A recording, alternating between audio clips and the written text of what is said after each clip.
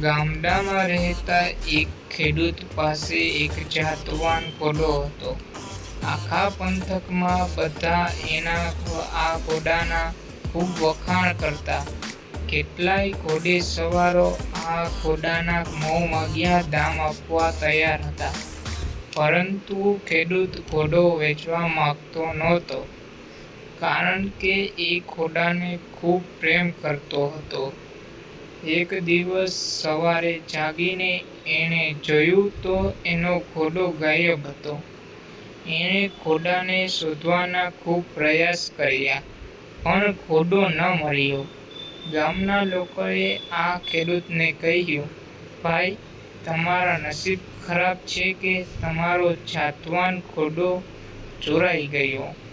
ખેડૂતે ગામ લોકોને કહ્યું, "મારા નસીબ ખરાબ છે કે સારા, એ નક્કી કરનારો હું કે તમે કોણ?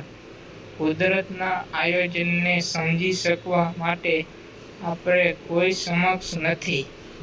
ગામ લોકો તો અંદરોઅંદર વાતો કરતા જતા રહ્યા કે આ ડોહાનું ચસકી ગયું છે, એનો ઘોડો જતો રહ્યો, એના આઘાતમાં આવી વાતો કરે છે.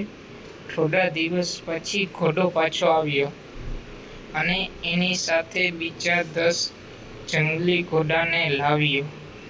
ગામ લોકોને આ સમાચાર મળ્યા એટલે બધા ખેડૂતને મળવા આવ્યા અને કહ્યું, "તમે તે દિવસે સાચું કહેતા હતા. તમારા નસીબ ખરાબ નહીં, સારા છે, અને એટલે આ ઘોડો બીજા 10 ઘોડાને પોતાની સાથે લાવ્યો છે." ખેડૂતે કહ્યું, હજુ તમે મારી વાતને સમજી શક્યા નથી. આ ઘટના મારા સારા નસીબ છે એમ પણ નહીં કહી શકાય. થોડા દિવસ બાદ નવા આવેલા જંગલી ઘોડાને તાલીમ આપતી વખતે ખેડૂતનો એક યુવાન દીકરો ઘોડા પરથી પડ્યો અને એના હાથ પગ ભાંગી ગયા. ખેડૂતનો એકમાત્ર આધાર પથારીવશ થઈ ગયો. ગામ લોકો ખબર કાઢવા આવ્યા અને કહ્યું, "તમારી વાત બિલકુલ સાચી હતી. આ જંગલી ઘોડાઓ આવ્યા તે તમારા સારા નસીબ નહોતા. જો ઘોડા ન આવ્યા હોત તો તમારો દીકરો સાવ સાજો નરવો હોત. તમારા નસીબ ખરાબ કે દીકરો ખાટલે પડ્યો." ખેડૂત દુઃખી થતા કહ્યું, "ભાઈઓ, દીકરાના હાથ-પગ ભાંગ્યા તો એ મારા નસીબ છે એમ પણ ન કહેવાય, કારણ કે કુદરતના કાર્યનો તાણ કાઢવો મુશ્કેલ છે." થોડા સમય પછી યુદ્ધ જાહેર થયું.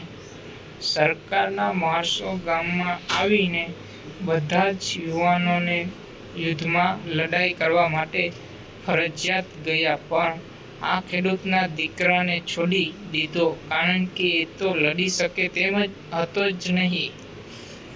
ગામ લોકો ફરી આ ખેડૂતની ઘરે ગયા અને કહ્યું, "તમારા નસીબ સારા છે કે તમારા દીકરાના હાથ-પગ ભાંગ્યા. કમ સે કમ આ છોકરો તમારી નજર સામે તો છે." ખેડૂત ખડખડાટ હસવા લાગ્યો. જીવનમાં આવતા ચડાવ-ઉતાર જીવન આપનારાએ ગોઠવેલા છે. જીવનમાં બનતી જુદી જુદી ઘટના વખતે મારા નસીબ સારા છે કે મારા નસીબ ખરાબ છે નો હર્ષશોક કરવાને બદલે કુદરતે નક્કી કરેલા પ્રવાહમાં જીવન નૌકાને મુક્ત રીતે વહેતી મૂકવામાં આવે તો એની મજા કંઈક જુદી જ છે.